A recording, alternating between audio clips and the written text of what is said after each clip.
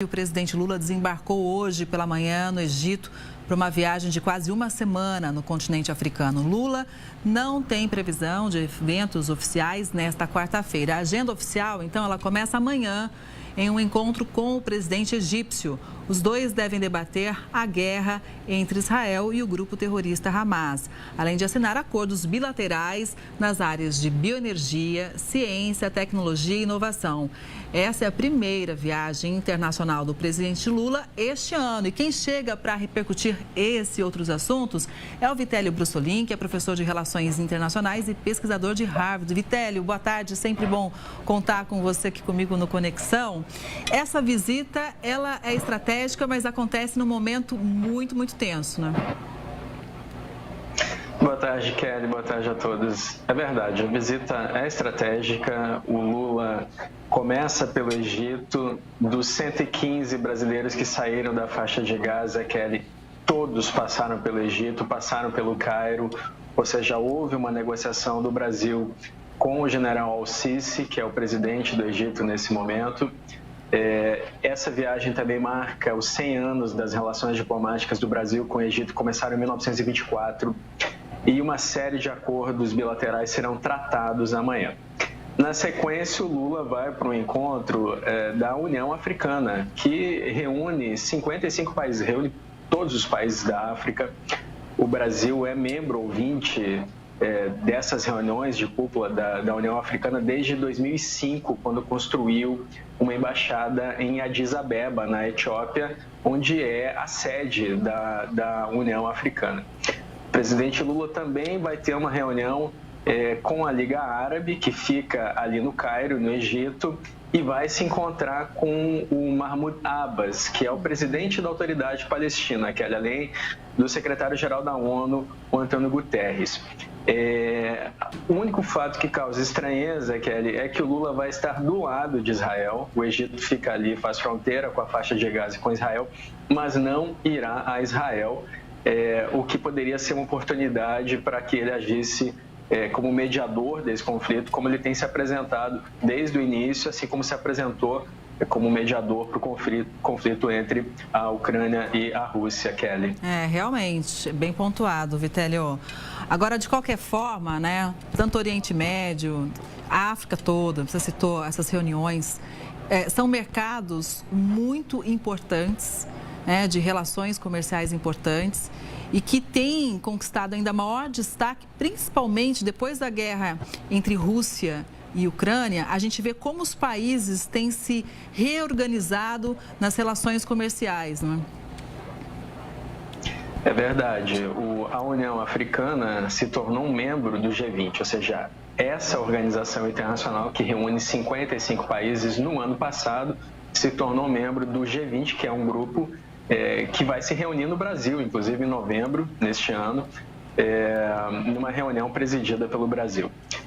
A relação do Brasil com os países africanos, ela foi muito desenvolvida entre 2013 e 2016. Ela continuou sendo desenvolvida nos anos seguintes, mas com menos presença do Brasil na África. Nesse momento, o Lula tenta reativar essa relação e é simbólico que essa seja a primeira viagem oficial do presidente neste ano, Kelly. Vitélio, você citou que o Lula não vai para Israel, mas tem uma notícia que a gente precisa comentar aqui, que é a seguinte: o exército israelense se prepara para uma ofensiva contra a cidade de Rafah, no sul da faixa de Gaza. E, segundo o governo, a região é o último refúgio dos terroristas do Hamas. Vários países demonstraram preocupação com essas operações. Isso porque, no começo da guerra, quando os ataques se concentraram no norte, a maior parte da população civil de Gaza se concentrou justamente onde? Em Rafah. Estados Unidos, Reino Unido, China pediram para que Israel não prossiga com os ataques. A Rússia anunciou que apoia qualquer ação que leve à libertação de reféns e a um cessar-fogo. Já o Brasil, por meio do Ministério das Relações Exteriores, disse que uma ação militar vai causar graves consequências, como novas vítimas civis e deslocamento forçado de centenas de milhares de palestinos. Pode ser aí esse posicionamento do governo brasileiro o indicativo porque Lula não vai a Israel, né? Pode, Kelly. Bom, A ONU diz que esse ataque a Rafah pode ser um massacre, tem tudo para ser um massacre. O próprio Biden, que sempre apoiou Israel desde o início dos ataques em 7 de outubro, disse que a reação de Israel nesse momento está over the top, ou seja, desproporcional, nas palavras do Biden, tem feito críticas ao Netanyahu, primeiro-ministro de Israel. A questão é que ali naquela região, antes da guerra entre Hamas e Israel, viviam 280 mil pessoas. Israel provocou o deslocamento das pessoas do norte para o sul da faixa de Gaza por conta das incursões terrestres. Então, nesse momento, naquela região, existe em torno de 1,5 milhão de pessoas. As pessoas foram para o sul da faixa de Gaza, foram para Rafah para se defender dos ataques de Israel. E nesse momento Israel faz ataques aéreos naquela região. Há 2 dias houve um ataque aéreo que vitimou mais de 100 pessoas. Israel conseguiu capturar 2 reféns, conseguiu retomar 2 reféns israelenses que o Hamas tinha feito. Israel alega que não tem saída, que não tem outra alternativa a não ser atacar ali, porque ali é o último reduto, seria o último reduto do Hamas na faixa de Gaza. Por outro lado, o presidente Al-Sisi do Egito propôs para Israel, logo no início do conflito, que fosse aberta uma passagem, uma saída humanitária para as pessoas para dentro do Negev, que é um deserto no sul de Israel. Ali no Negev poderiam ser construídos hospitais de campanha, as pessoas poderiam ser atendidas, poderia ser feito um pente fino, poderiam ser selecionadas mulheres, crianças, idosos, as pessoas poderiam ser revistadas. Mas o Netanyahu não aceitou essa propositura do Egito, porque existe um segundo portão ao lado do portão de Rafah, por onde entra a ajuda humanitária, que é o portão de Kerem Shalom, que faz uma tríplice fronteira entre Israel, o Egito e a faixa de Gaza, Kelly. A questão é que o Egito, nesse momento, por conta dessa incursão a Rafah, que fica na fronteira com o Egito, ameaça sair do acordo de paz que foi assinado lá em 1979, os acordos de Camp David, e seria, então, um retrocesso muito grande, tanto para Israel quanto para o Egito, caso isso acontecesse, Kelly. Pois é por onde chega a ajuda humanitária, como você lembrou para a gente. Alguns dias a gente viu o Egito construindo ali, aumentando o muro físico mesmo, nessa região de fronteira, então é uma situação muito, muito complicada. E tem mais notícias chegando, Vitélio, porque o Exército de Israel divulgou, inclusive, um novo vídeo que mostra o líder do Hamas fugindo por um túnel subterrâneo em Gaza. Enviada especial a Tel Aviv, Patrícia Nilsen, tem os detalhes para a gente, olha só. As forças de defesa de Israel afirmam que esse vídeo, inclusive, foi feito 3 dias apenas depois do ataque de 7 de outubro. Na gravação que vocês vão ver agora, é possível ver o momento que tanto a família como o próprio líder terrorista, que é chamado de Yahya Sinwar, passa por esse túnel na faixa de Gaza. As imagens foram captadas por câmeras de segurança do próprio grupo terrorista e foram recuperadas por tropas israelenses que operam ali na região. O exército diz que esse túnel fica em Khan Yunis, que assim como Rafah, estão localizados no sul da faixa de Gaza. É uma cidade que já está totalmente cercada por tropas israelenses. O governo de Israel acusa publicamente o Sinwar de ser o cabeça por trás de todos os ataques contra Israel em outubro do ano passado.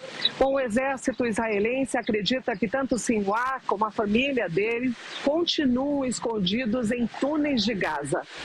Pois é, Israel prometeu eliminar o grupo Hamas da faixa de Gaza. Então a gente vê realmente que esse esforço continua, mas o fato que é uma missão difícil. Na verdade são 2, né, Vitélio? A primeira realmente é eliminar o Hamas e a segunda é recuperar todos os reféns, né? Trazer os reféns de volta para Israel.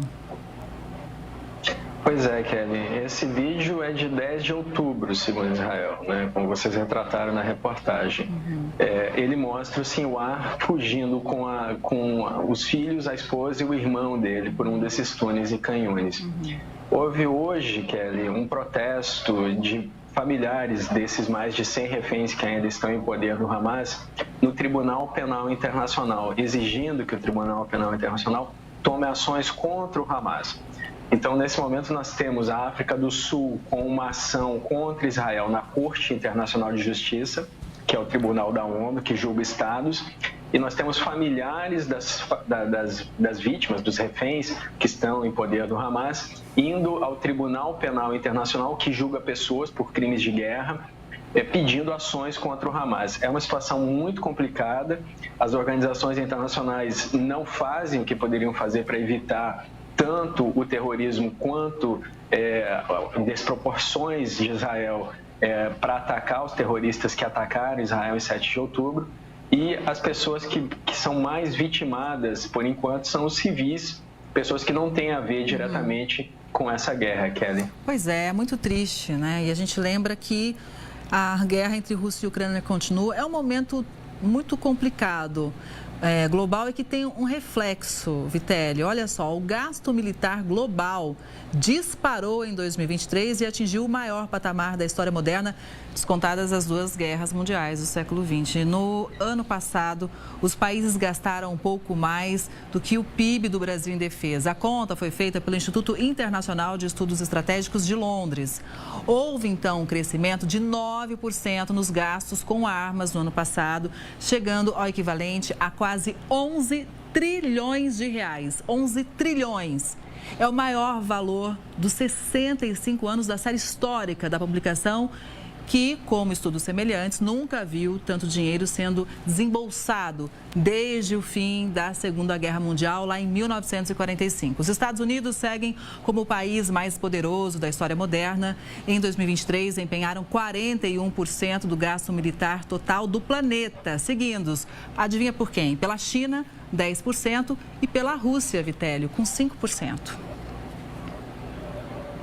É verdade. Já era esperado que isso fosse acontecer, na verdade. Os gastos militares vêm aumentando desde a invasão russa à Ucrânia. A surpresa, Kelly, é porque isso não acontecia nesse ritmo desde o fim da Guerra Fria, em 1991, desde a dissolução da União Soviética. Nós estamos vivendo o momento de maior tensão geopolítica nos últimos 30 anos. E isso é refletido pelos gastos militares. A tendência é que esses gastos aumentem, porque dos países da OTAN, que são 31 e logo serão 32 com o ingresso da Suécia, apenas 11 cumprem a meta da OTAN de investir 2% do seu PIB em defesa. Por outro lado, alguns países investem muito mais do que isso. A Polônia, por exemplo, está investindo 4% do PIB na defesa do país, porque ela teme que a Rússia avance sobre a Ucrânia e o próximo país a ser invadido seja a Polônia, como foi invadida na Segunda Guerra Mundial, Kelly. O Brasil, por outro lado, do ano 2000 a 2018, investiu 1,4% do PIB em defesa. E de 2018 em diante passou a investir 1,2%. Só que existe um porém. No caso do Brasil, são contabilizados os gastos da folha de pagamento. E 80% do orçamento de defesa do país, do Brasil, é em folha de pagamento.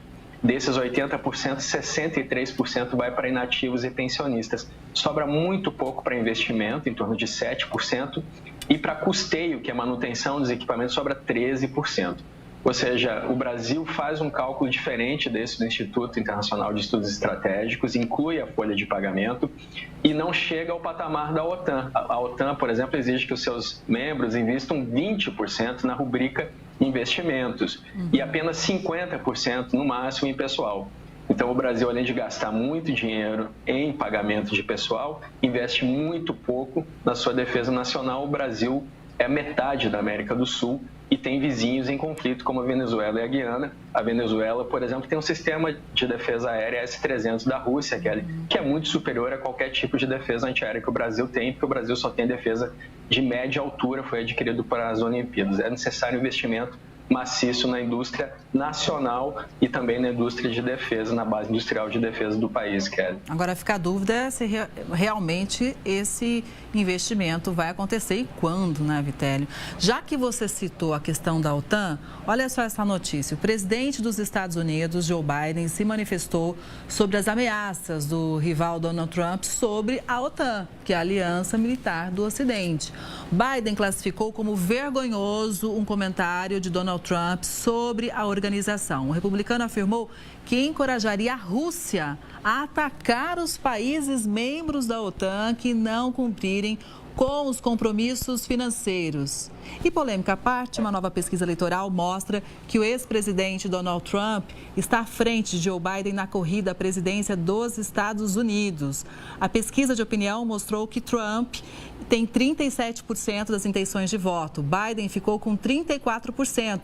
A pesquisa foi feita entre 9 e 12 de fevereiro, embora o confronto Biden-Trump pareça estar definido. Os dois candidatos ainda precisam convencer uma parcela de eleitores indecisos ou insatisfeitos. E a gente lembra que, somando todo mundo que ainda não está contente ou está indeciso, esse índice chega a 30%. Essa pesquisa, na verdade, o Trump está na frente, mas a pesquisa tem margem de erro de 2,9%. Então, eles estariam em empate técnico. Mas não é a primeira pesquisa que o Trump aparece na frente do Biden.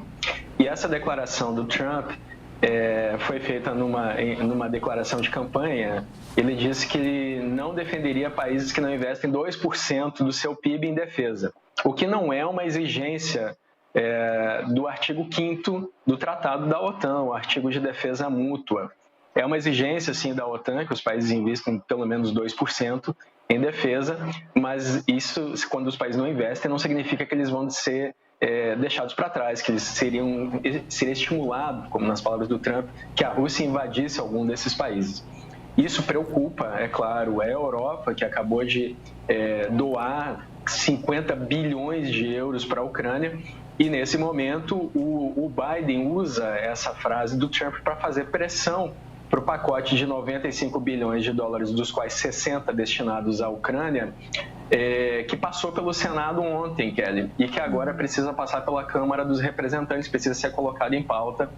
Tudo indica que vai ser aprovado, mas ele precisa ser colocado em pauta e o Biden tem provocado a Câmara dos Representantes, dizendo que é bom que seja colocado logo, porque isso é do interesse dos Estados Unidos, a defesa dos seus parceiros na Europa, Kelly. Existe essa questão do discurso, da pressão política, é um ano eleitoral, uma disputa bem acirrada, com o Biden tendo algumas críticas importantes, com lapsos de memória, enfim, é uma situação, o Trump também respondendo a processos, então realmente é uma situação complicada lá nos Estados Unidos, mas qual que é a sua avaliação em relação à OTAN? Porque a gente sabe que o Trump tem críticas históricas em relação à divisão de investimentos entre os países membros, né, da aliança, mas hoje o contexto global, a realidade é totalmente diferente.